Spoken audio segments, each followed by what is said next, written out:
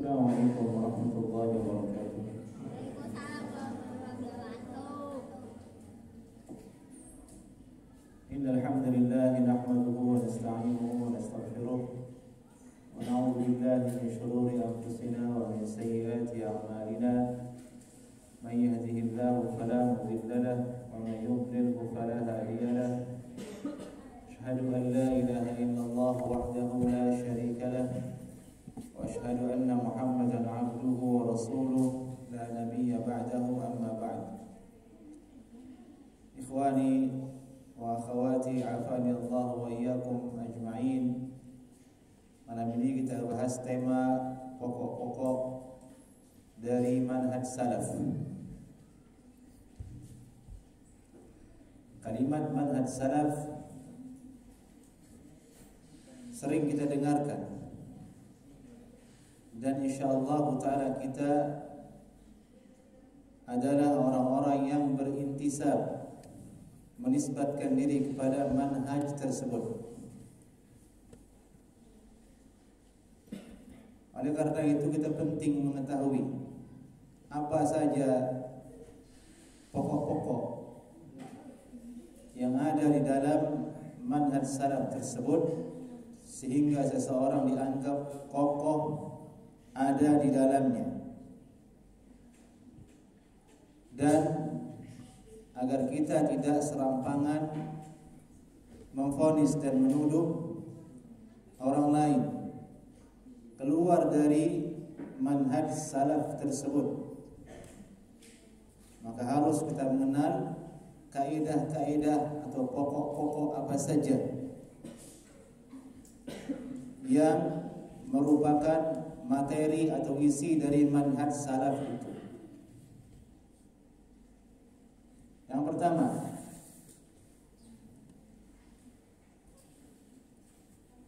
hasruhum limasdar at-talaqqi fi bab al-i'tiqad 'ala al-kitab was sunnah wa ijma' as-salaf. Yani manhaj salaf itu di dalam mengambil akidah terkumpul di atas Al-Quran, Sunnah, dan ijma' salaf.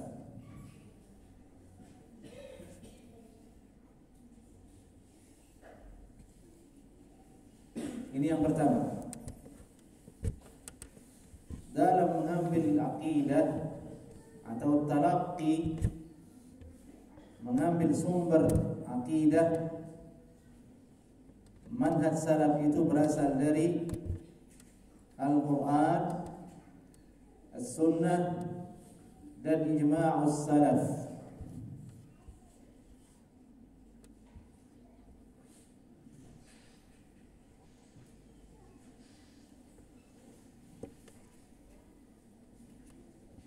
Karena dalam masalah akidah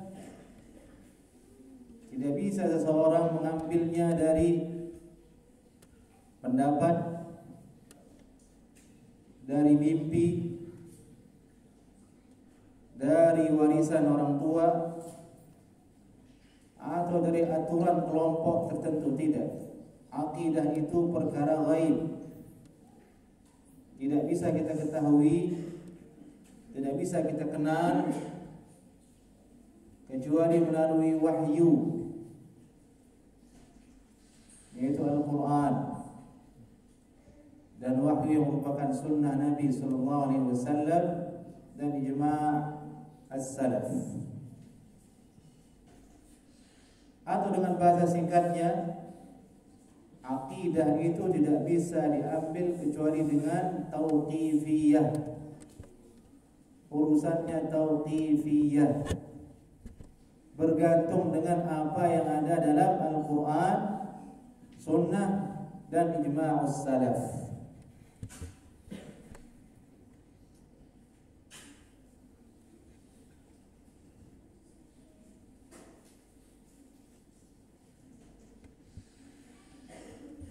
Adapun Al-Quranul Karim, maka jelas yang kita sudah ketahui dari surat Al-Fatihah sampai An-Nas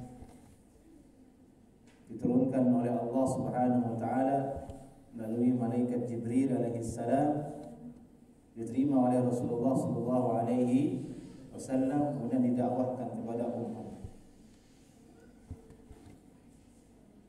Dan Allah menjaganya sampai hari kiamat. Inna nahnu nazzalna dzikra wa inna lahu lahafizun. Kamilah yang telah menurunkan Al-Quran dan kami juga yang akan menjaganya. Ini firman Allah dalam surat Al-Hijr ayat 9.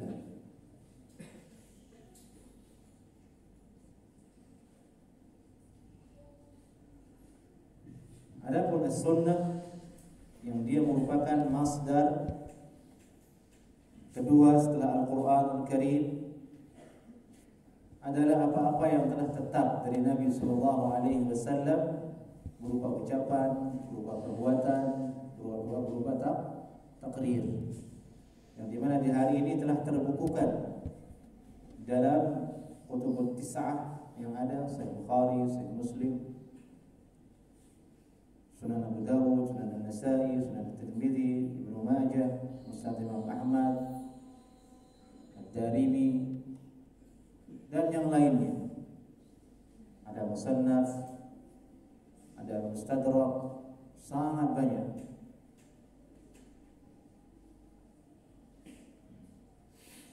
Ini dua sumber yang dimana manhaj salaf itu mengambil aqidah, Al-Quran dan Sunnah.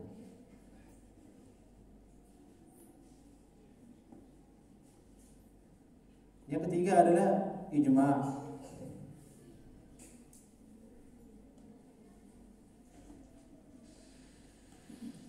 Yang ini kesepakatan para ulama, dan ijma' yang dimaksud di sini ialah ijma'nya ulama salaf. Kesepakatan semua para sahabat Rasulullah SAW atas suatu keyakinan, di mana tidak diketahui ada satu pun di antara mereka yang berselisih dalam masalah tersebut. Disebut dengan ijma'. Dalam masalah akidah, sahabat juga dulu terjadi perbedaan pendapat di antara mereka. Seperti misalnya, apakah Rasulullah SAW melihat Allah Subhanahu wa taala ketika Isra, ketika Mi'raj, ataukah tidak? Itu masalah akidah. Mereka berbeda pendapat. Maka kemudian masalah ini, jika ada yang berpendapat misalnya Rasulullah tidak melihatnya, nah satu berpendapat Rasulullah melihatnya, ya sudah biarkan. Itu bukan perkara ijma', tapi melainkan perkara yang diperselisihkan ketika itu.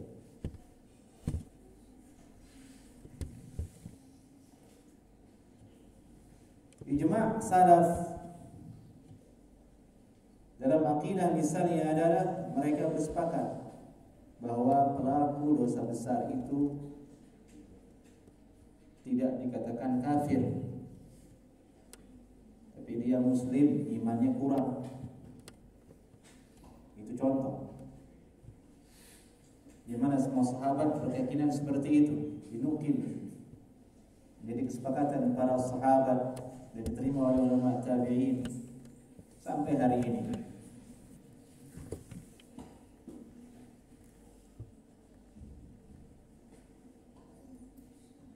Dan ijma' salaf ini dalam akidah telah terbukukan di dalam kitab-kitab akidah yang ada. Seperti misalnya Syarah Aqidah Ahlussunnah wal Jamaah karya Imam Al-Ajurri, Al-Lalikai. Kemudian di antara kitab akidah yang materinya terdapat kesepakatan semua ulama di dalamnya, Matan Aqidah At-Tahawiyah Itu yang sudah ada, terbuka sampai hari ini. Jadi sumber untuk menelaah akidah dalam manhaj salaf itu jelas Al-Quran, Sunnah dan ijma' salaf, dan telah terbukukan semuanya. Al-Quran sudah ada, hadis sudah ada, kitab akidah juga sudah ada.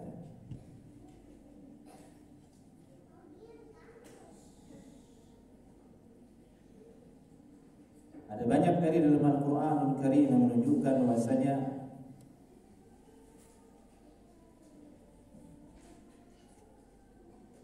Al-Quran dan Sunnah dan ijma' salaf merupakan sumber untuk mengambil akidah manhaj salaf. Di antaranya adalah firman Allah Subhanahu wa ta'ala,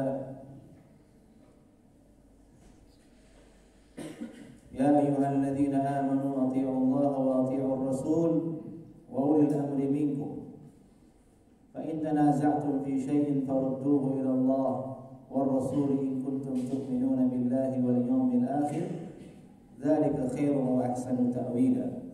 An-Nisa ayat 59. Wahai orang-orang yang beriman, taatlah kalian kepada Allah dan taatlah kalian kepada Rasulullah SAW. Ulil amri minkum, dan ulil amri di antara kalian, yaitu ulama dan umara.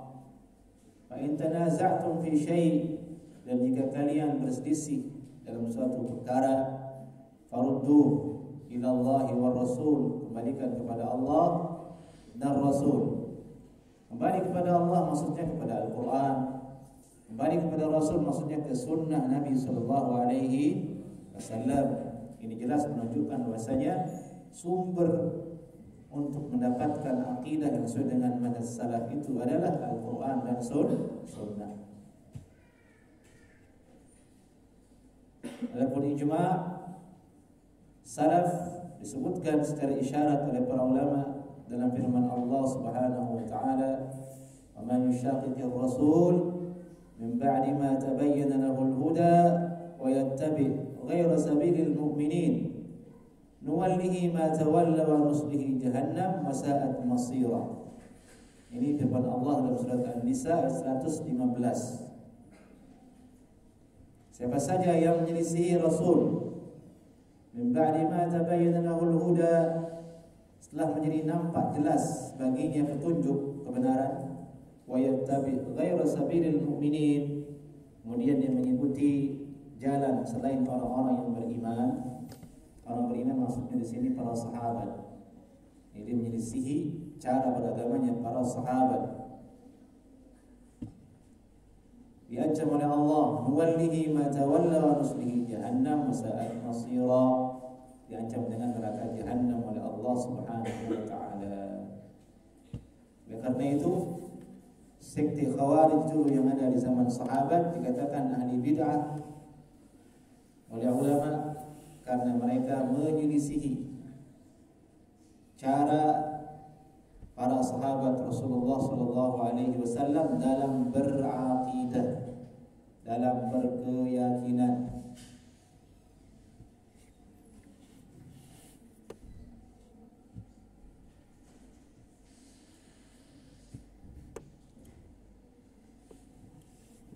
Faedah kita mengetahui sumber talaqi manhaj salaf ini adalah Al-Quran, Sunnah, ijma' salaf, adalah siapa saja yang mengambil agamanya dengan tiga sumber ini, maka dia berada di atas manhaj salaf.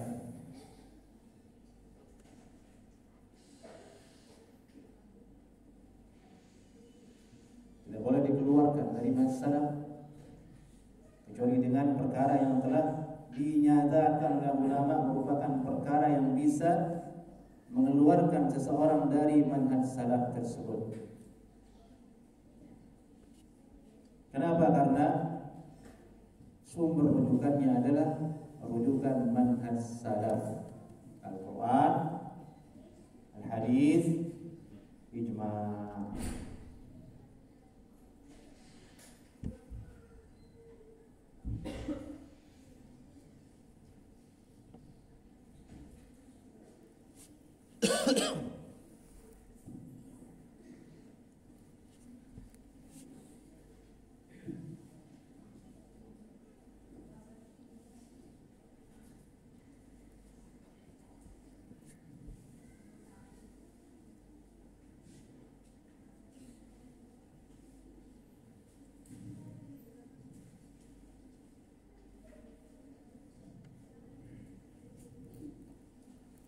Wal khulasah, kalimat ringkasnya dalam masalah ini, anna al-aqidata mabnaha 'ala at-taslim wal ittiba'. Sungguhnya aqidah itu dibangun di atas menerima dan mengikuti, terima dan ikuti. Sudah baku dari Al-Quran, Sunnah dan ijma' salaf.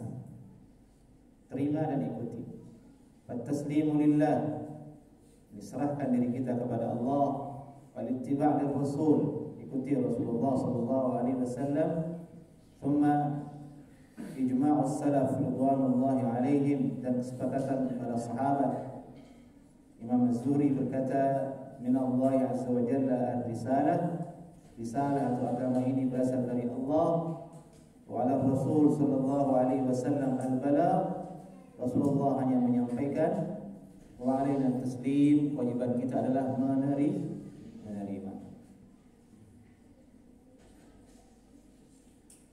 Kemudian pokok yang kedua dari manhaj salaf itu al-ihtijaj bis sunnati sahihati mutlaqan.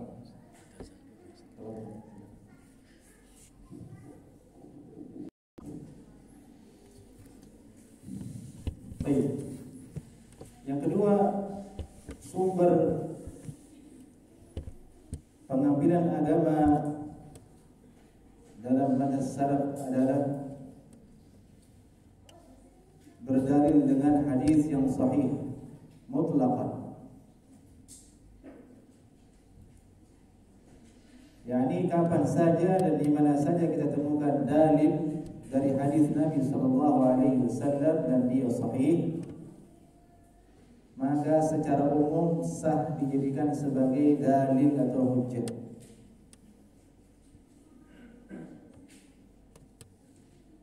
Maka wajib kembali kepadanya.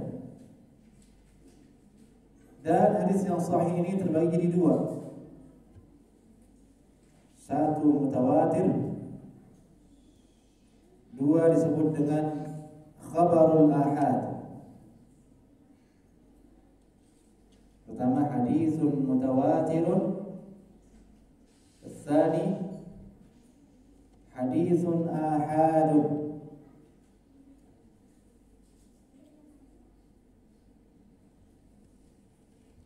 Hadis mutawatir itu maksudnya kata ulama adalah, ringkasnya biar antum paham, hadis yang periwayatannya tidak perlu lagi dicari siapa yang meriwayatkan.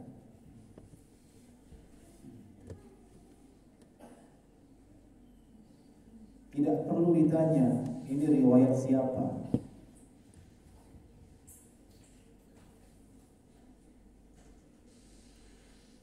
Kenapa tidak perlu ditanya? Karena saking banyaknya sahabat yang meriwayatkannya dan mengakuinya sebagai hadis yang sahih, di mana jumlah banyak tersebut menjadikan mustahil mereka berkumpul di atas kebohongan.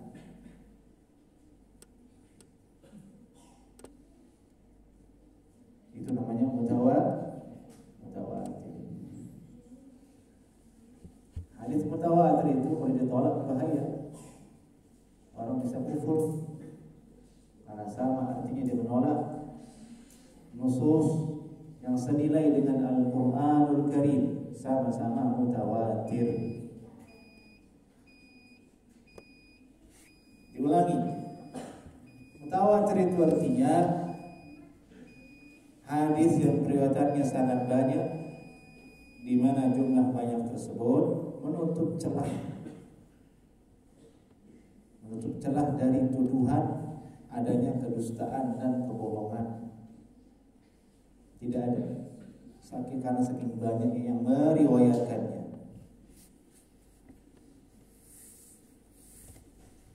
Kayak misalnya yang paling mudah diriwayatkan bahwasanya proklamator negara Indonesia itu adalah Presiden Soekarno. Mutawatir atau tidak? Mutawatir. Tidak perlu nanya lagi, semua orang tahu. Mengingkari ini sudah dengan orang gila, itu orang gila. Ya, semua udah tahu. Nah, di hadis ada seperti itu, namanya mutawatir. Apa contohnya? Hadis yang berbunyi man kadzaba alayya muta'ammidan falyatabawwa maq'adahu minan nar. Siapa saja yang berdusta atas namaku dengan sengaja, maka hendaklah disiapkan tempatnya di neraka. Ini haditsun mutawatir. Tidak perlu lagi nanya hadisnya sahih atau tidak. Sahih.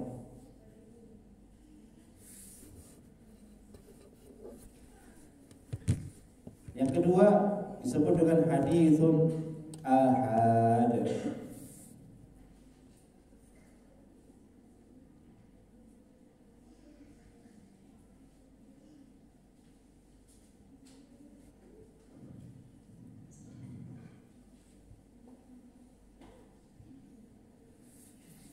Hadis ahad ini simpelnya begini, adalah hadis yang periwayatannya itu tidak sampai kepada mutawatir.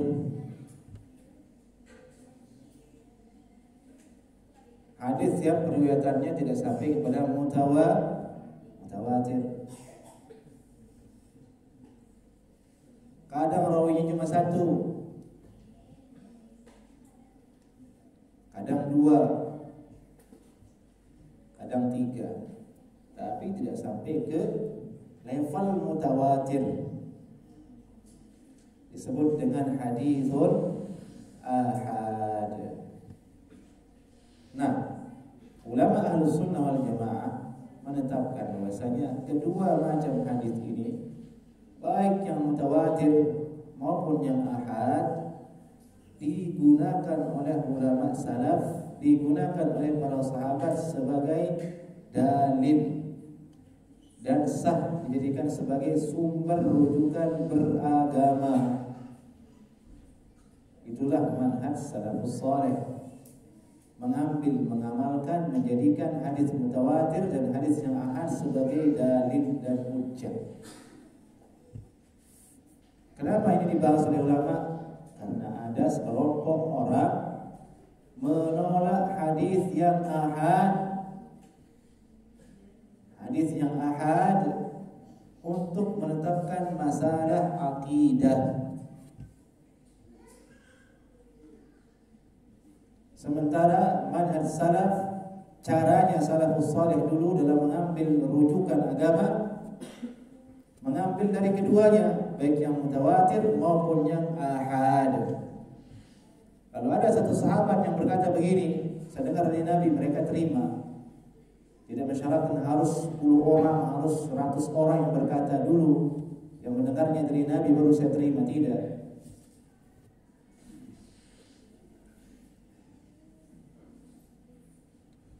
Ahli bid'ah menolaknya. Ahad tidak sah digunakan sebagai hujjah. Hujjah ini yang kita bahas ya, tidak sah dijadikan sebagai sumber untuk berdalil dan berhujjah menurut ahli bid'ah. Ahlus Sunnah mengambil dari keduanya.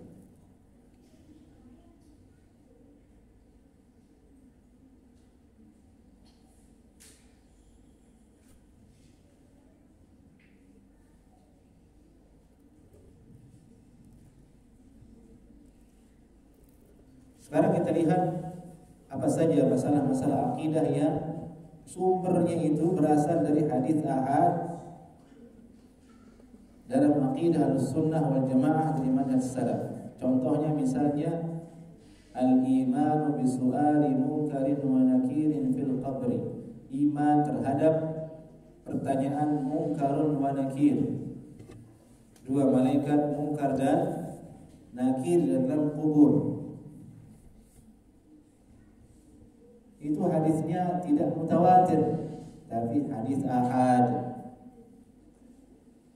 Tapi ulama dalam kitab akidahnya, ulama salaf, ulama al-sunnah menetapkan nanti kalau orang meninggal dunia ditanya di dalam kuburnya oleh malaikat Munkar dan Nakir. Man rabbuka wa man nabiyyuka wa ma dinuka. Antum cari dalam Al-Quran tidak ada, adanya di hadis. Hadis ini ahad. Hadisnya berbunyi idza qubira al-mayyitu aw qala ahadukum ataahu malakani aswadani arzaqani yuqalu lahuma al-munkar wal akhar an-nakir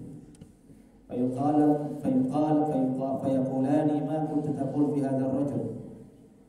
Yani apabila seorang mayit dikuburkan maka datanglah dua malaikat aswadani azraqani, hitam biru, hitam kebiru-biruan.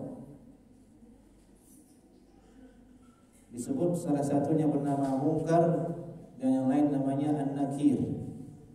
Dan mereka berdua bertanya kepada mayit itu, "Ma taqul fi hadzal rajul?"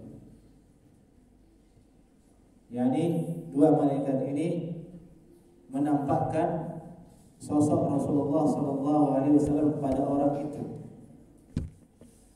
Ditanya mayit ini siapa?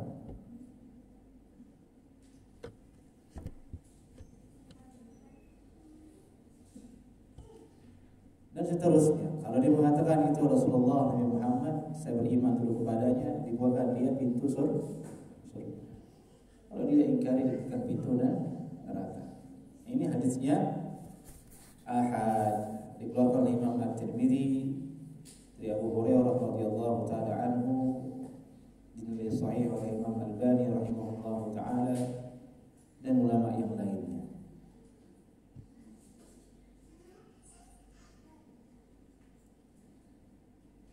Contoh hadis ahad dalam akidah yang digunakan oleh para ulama yang berada di atas manhaj salaf, yakni syafa'atun Nabi sallallahu alaihi wasallam al-uzma fil mahsyar. Syafaat Rasulullah sallallahu alaihi wasallam yang paling besar di padang mahsyar. Ini pertolongan yang diberikan Rasulullah sallallahu alaihi wasallam kepada seluruh manusia. Dan itu disebut dengan syafa'atul uzma.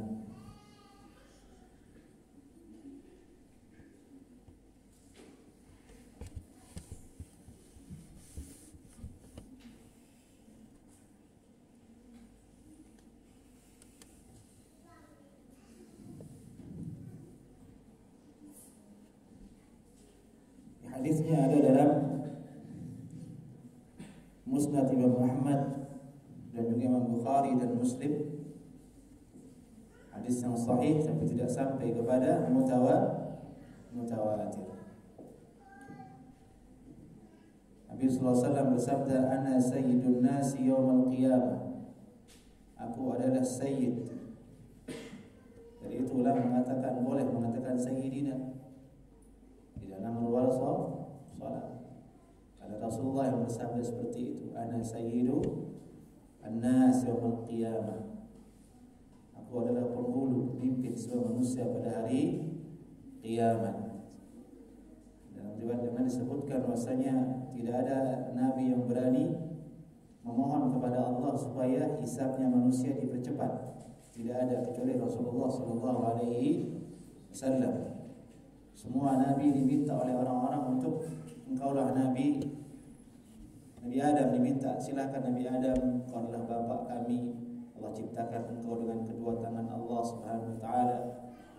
Segera minta kepada Allah supaya dihisab, biar segera beres urusan kita ini, yang masuk surga, yang neraka. Karena sudah tidak tahan ada di padang mahsyar. Di situ Rasulullah yang meminta. Dikabulkan oleh Allah. Irfa' ra'saka sal tu'ta washfa' tushaffa. Angkat kepalamu wahai Rasulullah, mintalah kepada Allah, Allah akan berikan. Berilah syafaat kepada siapa yang kau inginkan, Allah akan kabulkan syafaatmu. Ini hadisnya ahad.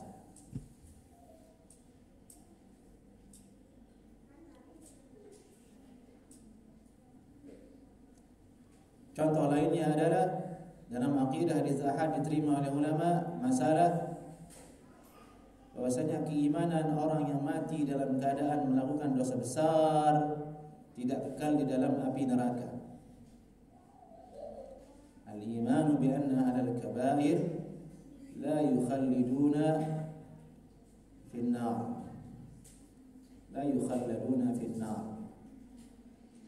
Keimanan pelaku dosa besar, dia mati dalam melakukan dosa besar, semua dosa besar dia lakukan. Dia berzina, makan riba, bunuh orang, mencuri, parah pokoknya.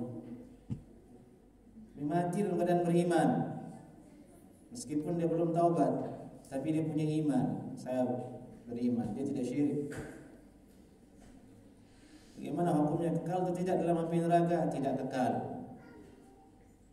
Dalilnya mana? Dalilnya ada dalam hadis yang ahad.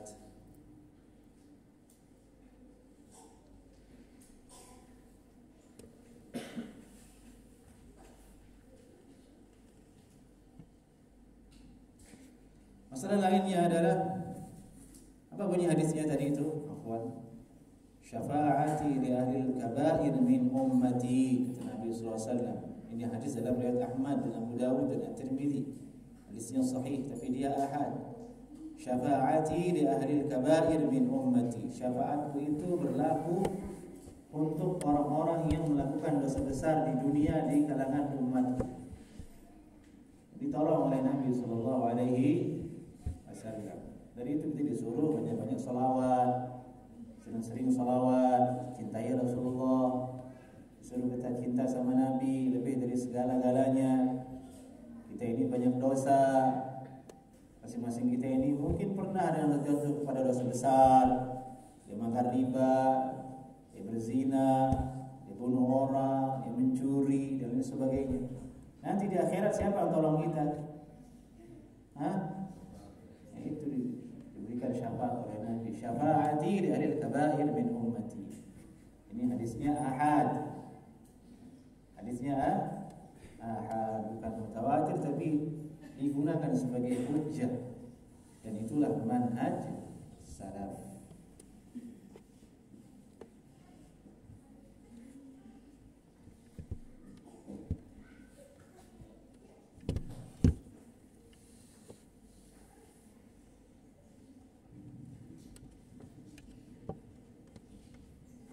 Kemudian masalah hadis ahad dan mutawatir ini ada beberapa kaidah yang ditulis oleh ulama di situ yang ada baiknya kita bahas sebagai ilmu.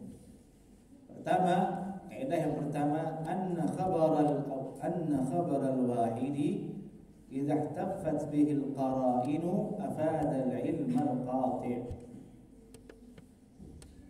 Sesungguhnya hadis yang wahid itu, yang tidak mutawatir itu, apabila ada indikasi-indikasi kuat yang menguatkan dia sebagai suatu hadis yang sahih, ihtaffat bihil qara'in, ada banyak indikasi yang menguatkan, yang menyatu sehingga menguatkan dia sebagai suatu hadis yang sahih, afadal ilmal qati', maka berita itu nilainya, berita itu adalah ilmal qati', ilmu yang qat'i, tidak bisa diganggu gugat, memutus keraguan, memutus tanda tanya, ilmal qati'. Di situ ada namanya ilmu adz-dhanni. Ini bahasanya lebih dalam lagi. Mereka membahas ilmu dhanni. Ilmu dhanni itu ada berita sampai ke kita dari beberapa orang, tapi masih ada rasa setengah tidak percaya. Omongan orang yang sampai ke kita itu masih mengandung bisa benar, bisa tidak. Dhann. Meskipun orang yang ngomong itu kita kenal jujur orangnya, masih ada celah kayaknya ini nih. Itu dhann namanya. Tapi khabarul wahid yang ada dalam hadis, Kalau qarinahnya kuat maka bukan zon, tapi al-ilm al-qati'. Tidak ada celah untuk menggesernya, ada curiga, tidak ada. Sudah solid sebagai suatu hadis yang sahih. Ini kaidahnya. Wa hadha madhhabu wa hadha madhhab ilaihi ahlus sunnati wal jamaah wa jumhurul ummah. Ini pendapat ahlus sunnah wal jamaah dan merupakan manhaj salaf.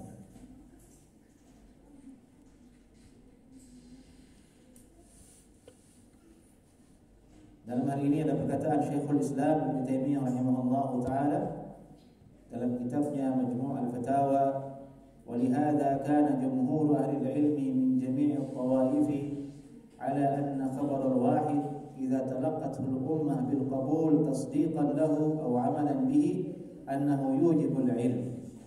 Oleh karena itulah kemudian mayoritas ahli ilmu dari kalangan Ahlus Sunnah dan seluruh tawaif yang ada, khabar yang satu itu, hadis yang ahad itu, kalau diterima oleh umat, dipercayai oleh umat dan diamalkan oleh umat, maka dia membuahkan ifadah al-ilmu.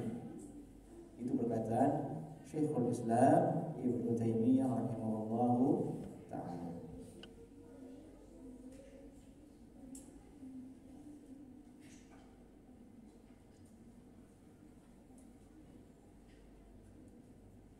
Yang kedua,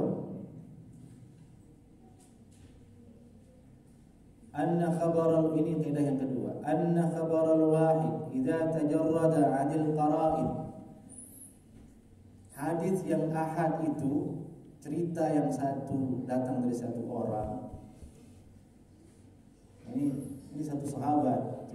Saya dengar Rasulullah bersabda seperti ini, sendirian dia.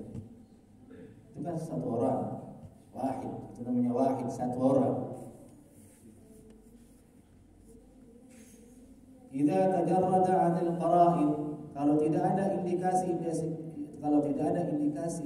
yang kuat, meskipun dia sahih, walam yattasil bihi ma yadullu ala ifadatihi al-'ilm, la yahsulu bihi al-yaqin wa la yufidu al-'ilma bi-ittifaq. Wahada amrun la niza'a fihi. Kalau hadis itu tidak ada qara'innya, tidak ada indikasi-indikasi yang menguatkan bahwasanya hadis ini betul-betul kuat, satu tapi sangat absolut, maka tidak mengandung ilmu, kata ulama. Disebut dengan mengandung zon. Tapi zon di sini artinya adalah zon yang harus diamalkan, bukan ditinggalkan. Kalau ditinggalkan zon itu, maka akan sangat banyak hadis yang akan kita tinggalkan dan buang. Karena kebanyakan hadis itu tidak sampai kepada level yang ihtaffat bihil qara'in. Tidak sampai kepada level yang nomor satu tadi itu. Yang nomor dua inilah hadis yang la yufidul ilm al-qati', tidak mengandung, tidak membuahkan hasil ilmu yang qat'i, pengetahuan yang qat'i yang harus diyakini 100%. Ini kaidah yang kedua. Mohon maaf, ini mengerti enggak apa yang saya bahas? Saya khawatir enggak itu. Nah, itulah manhaj salaf ikhwan, enggak mudah. Kalau sekedar ngomong dalil itu mudah. Kalau antum bahas lebih detail, yang kepala. Terus setelah itu mudah-mudah untuk polis orang ini enggak salafi, itu enggak salafi. Ada lain juz, enggak boleh tampangan. Bukan begitu manhaj para ulama. Bukan begitu manhaj para duat, tidak. Orang yang menggampangkan coret orang dari Ahlus Sunnah itu gimana ya? Khawatir dia menggunakan hawa nafsu. Baik. Ini dua kaidah ini berkaitan tentang masalah ilmu yang dalam, tentang apakah hadis itu hasilnya adalah ilmu yang yakin atau dzanni. Tapi ringkasnya yang kita inginkan adalah Ahlus Sunnah wal Jamaah berdalil berhujjah dengan hadithul ahad secara umum. Apakah levelnya sudah nomor 1 atau nomor 2 yang tadi ini? Semuanya adalah hujjah.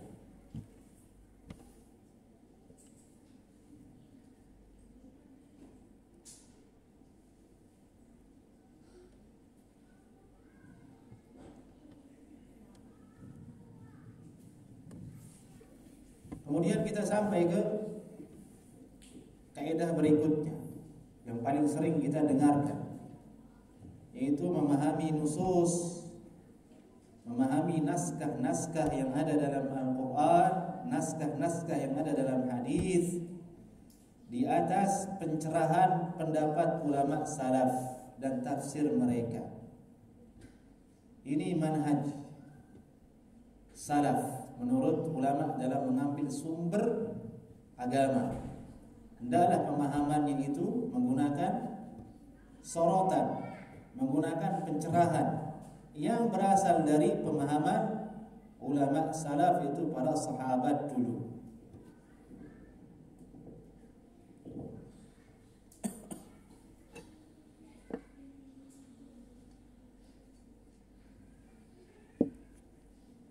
Ini yang kemudian biasanya kita dengar dengan pemahaman salaf.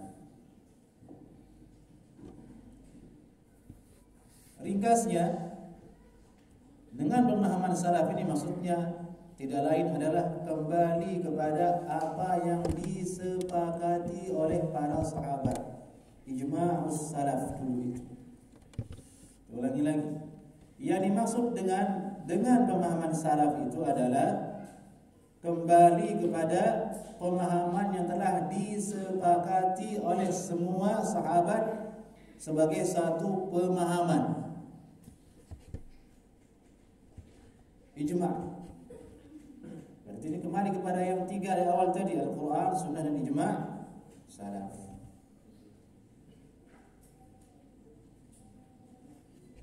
Kenapa harus yang disepakati?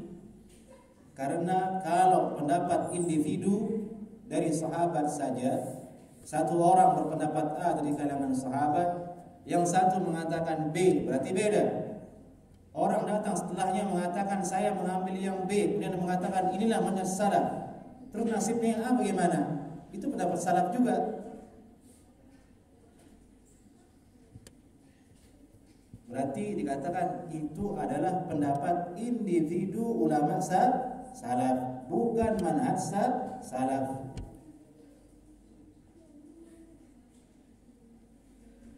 Contoh dalam masalah fikih, Ibnu Abbas radhiyallahu taala anhuma mengatakan bahwasanya salah satu istri Rasulullah SAW dulu dinikahi oleh Rasulullah ketika dia ihram, belum selesai berhaji dinikahi.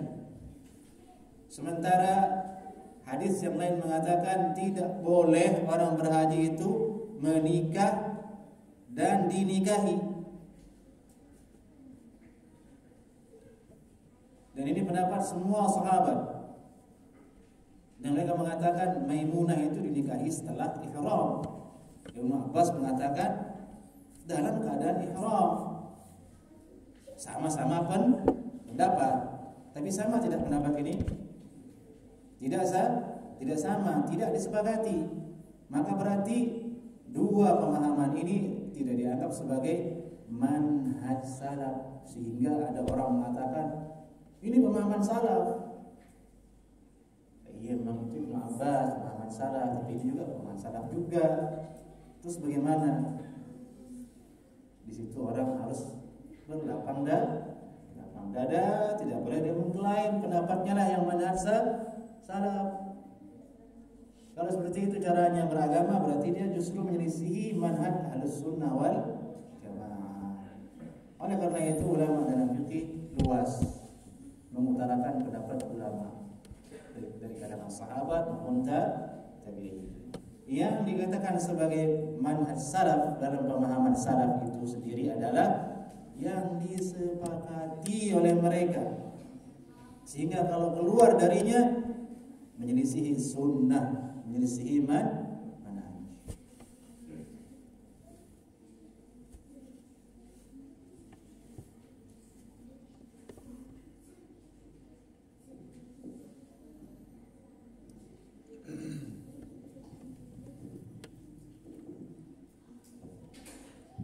Contoh lainnya, Utsman bin Affan radhiyallahu taala anhu sahabat.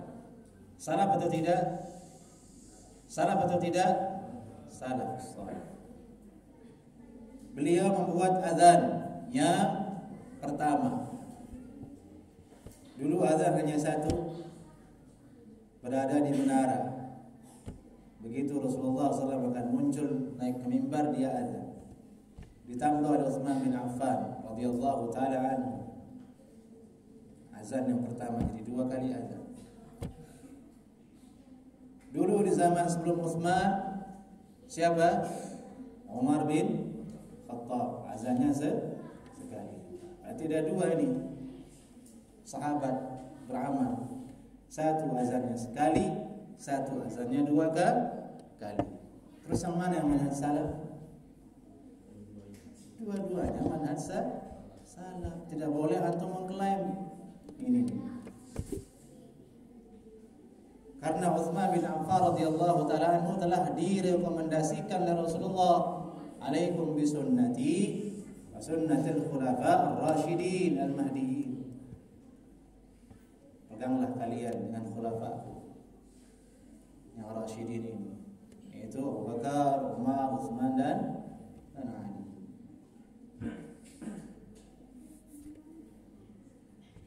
Maka dari itu perlu lagi kita berhati-hati dalam masalah ini.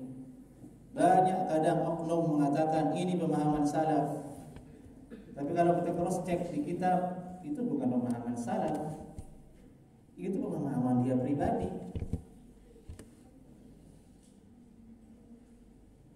Dia nisbahkan kepada salaf.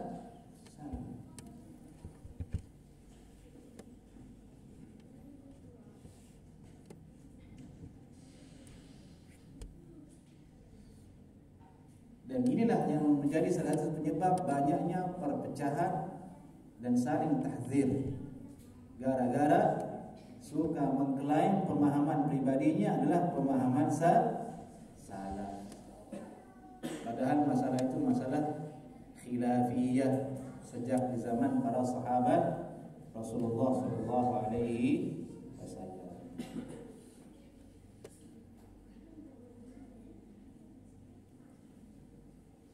Nah, ini dia 3 pokok mendasar yang harus kita pegang. yakni masdarul talaqqi, tempat merujuknya manhaj salaf itu adalah Al-Quran, As-Sunnah, dan ijma' as-salaf. Kedua, manhaj salaf itu mengambil akidah dan agama dari hadis yang sahih, baik yang mutawatir maupun yang ahad. Yang ketiga, dalam memahami Al-Quran dan hadis, manhaj salaf itu menggunakan pemahaman atau penerangan dari ulama salaf yang dia adalah ijma'us sahabat itu sendiri. Baik, ini dulu 3 yang kita bahas. Di situ ada lain lagi pokok-pokok rincian dalam masalah ini yang dibahas oleh para ulama. Ada sedikit waktu, jika ada yang ditanyakan dipersilakan.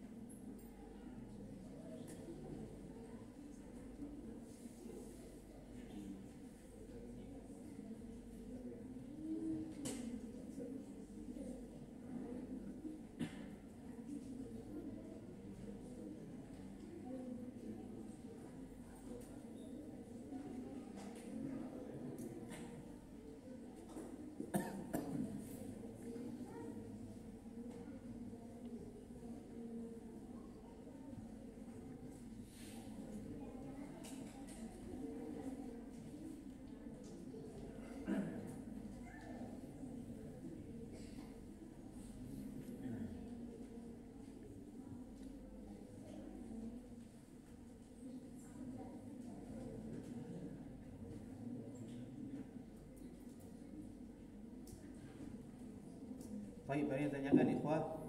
Nah, Nanti bagaimana kita mengawal salah dan kubur itu? kenapa? Nanti bagaimana kita mengenali masalah salah itu dari artinya dari sisi apanya? Wallahu a'lam. Enggak tahu saya. Hadisnya yang mengatakan demikian dalam hadis bahasanya mayit datangi oleh mungkar wa nakir, diperlihatkan ini siapa, bagaimana caranya, wallahu a'lam. Tentu memang kita bertanya, kita nggak pernah bertemu dengan Rasulullah SAW, tapi sama dengan pertanyaan yang mirip dengan bahasa apa yang kita pakai. Nanti bahasa mungkar nakir ini pakai bahasa apa? Pakai bahasa Arab, pakai bahasa Inggris. Saya ini orang Tambun, nggak bisa bahasa Inggris. Malaikatnya bahasa Inggris, bagaimana saya menjawab? Begitu kan? Perkara gaib, at-taslim, terima. Detailnya wallahu a'lam. Detailnya wallahu a'lam. Dan sebagai faedah, masalah seperti ini harus segera di stop. Jika ada pertanyaan seperti itu, cukup imani. Jangan biarkan terus-menerus muncul pertanyaan yang lain. Kalau tidak, nanti terbuka jalan syaitan untuk membuka was-was, sehingga dia mengatakan agama Islam aneh. Itulah yang membuat banyak orang jadi berbalik. Dulunya dia multazim menjadi mujrim. Dulunya dia orang baik jadi orang yang jahat. Dulunya di Islam akan jadi murtad gara-gara tidak menemukan jawaban yang memuaskan akalnya dari suatu masalah, sehingga dia menuduh agama Islam. Padahal semua syariat yang ada dalam Islam ini at-taslim, terima dia, ridha dengannya, sambil kita belajar perkara-perkara yang belum kita pahami. Itu hanya salah satu yang beliau tanyakan. Kalau kita buka akan sangat banyak masalah-masalah yang butuh pada jawaban yang akal kita bisa menerimanya. Tapi agama Islam bukan harus diterima dengan seluruh akal. Nah, itu harus ditutup. Kalau tidak bisa berubah seseorang. Nah, jazakallahu khairan Pak. Nah. Ada sebagian ustaz misalnya dia sebagian mengamalkan pembelajaran salat, tapi ada masih bid'ah juga. Apakah dia disebut salat murni atau masih disebut yang lain? Baik, ini bahasannya berarti masalah dengan apa seseorang itu murni dikatakan keluar dari manhaj salaf. Dengan masalah apa? Dengan perkara apa?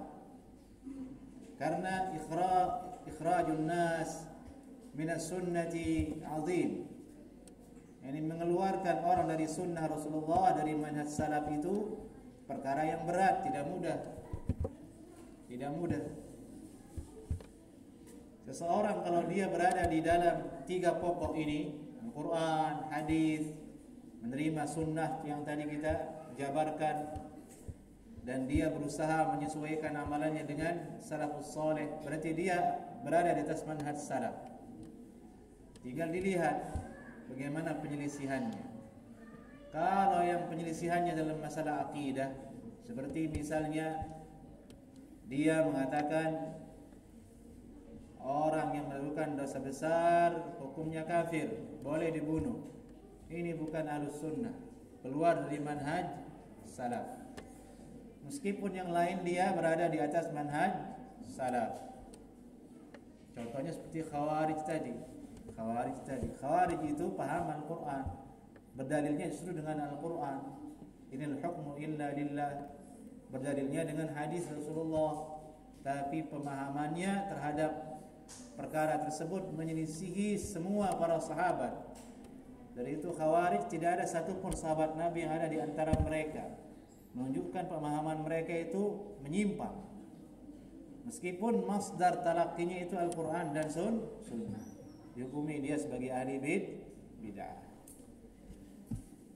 Dilihat dari itu, kalau penyimpangannya itu bid'ah yang dia adalah bid'ah yang bukan akidah, bid'ah yang sekedar amaliyah, yang dia punya dalil secara umum di situ, la yukhraj an ahli sunnah wal jamaah. Tidak bisa kita keluarkan dari manhaj ahli sunnah wal jamaah.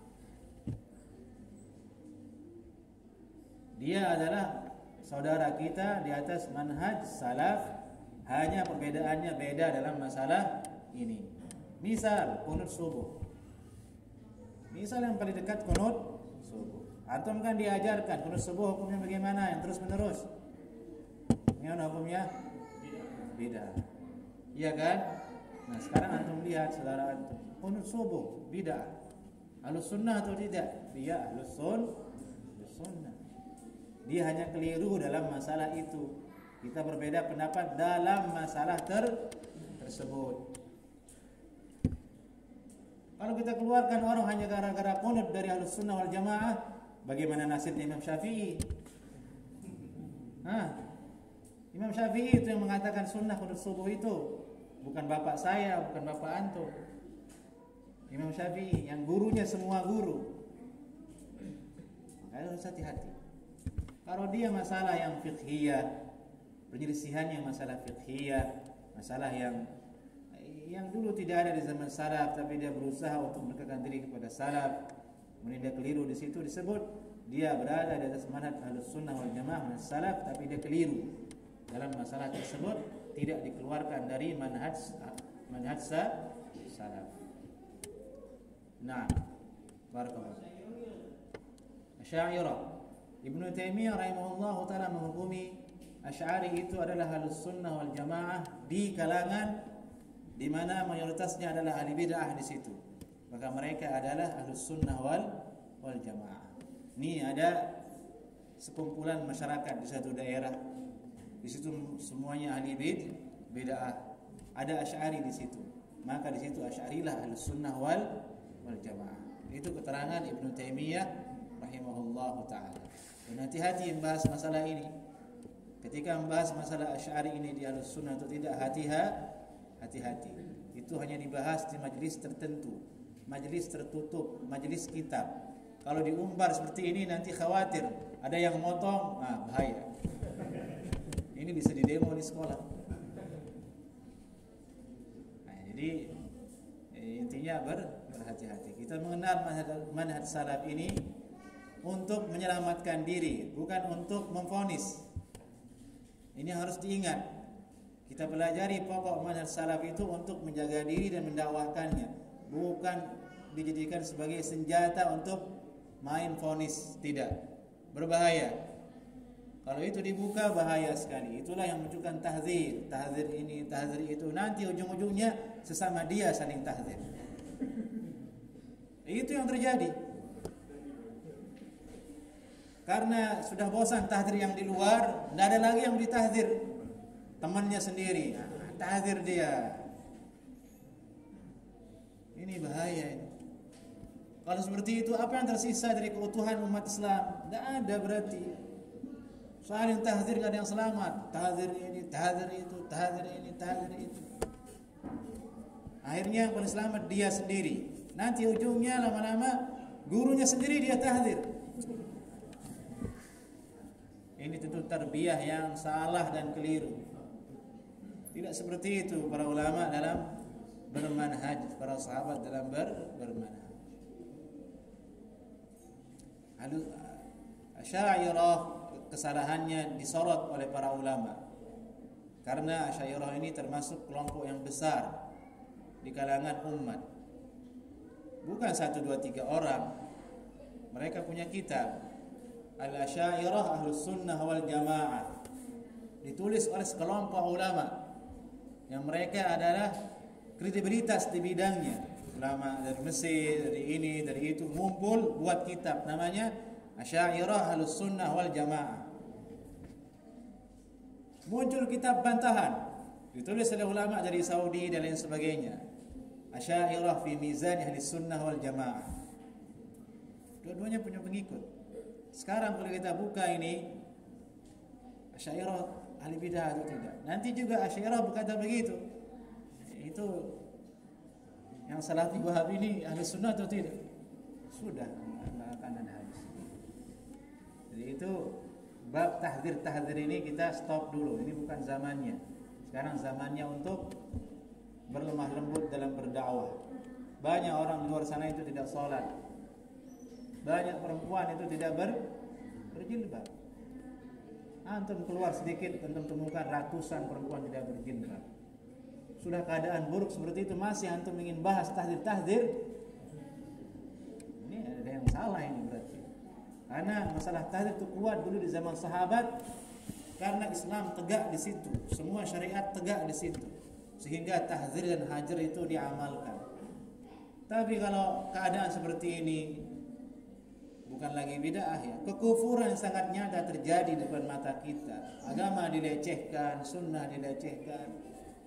Mungkin tidak ada celah kita untuk mentahdzir. Justru kita akan mengkanter kekufuran tersebut.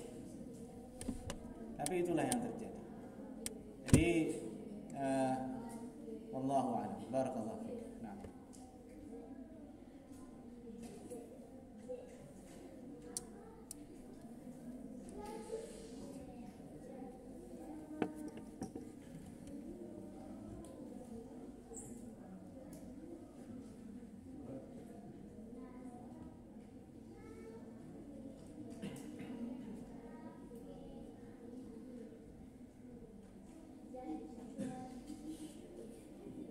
Ini ada yang bertanya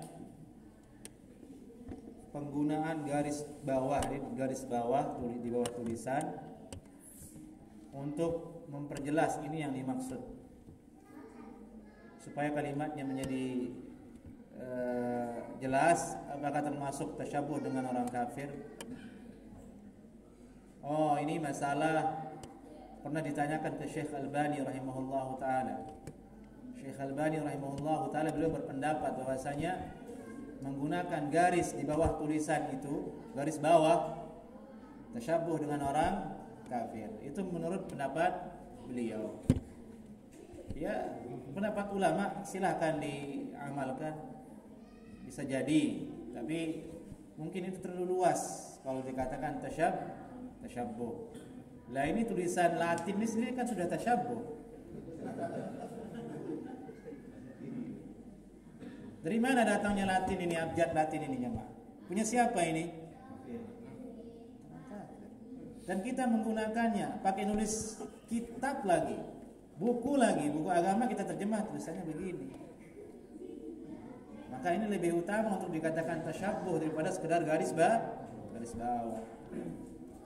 Tapi itu pendapat ulama, harus dihormati. Nah, itu pendapat beliau, mungkin saja itu benar. Tak masalah diikuti. Nah.